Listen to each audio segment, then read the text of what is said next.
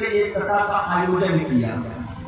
जब मिलकर के किया तो इसमें तन की सेवा भी लगी, सबकी तन की सेवा लगी। और धन से क्या, धन भी लगा इसमें। हाँ, कुछ चंदा आप लोगों ने भी दिया, कुछ लोग कथा सुनने भी आएंगे, कुछ ने चंदा दिया, तो तन पवित्र हो गया, धन पवित्र हो गया है। कथा ऐसे नहीं मिलती साधारण। धन से आपका जितना भी काम है आज के युग में, अर्थ युग में सहजता से पूर्ण हो जाता है। तो इसलिए ये शरीर जो भाग्य से सौभाग्य से प्राप्त हुआ है, ऐसे ना गवाओ। ये 7 दिन की जो गंगा प्रवाह आपके ग्राम में पेटा में प्रवाहित होने जा रही है, आज से शुरू हो गई है।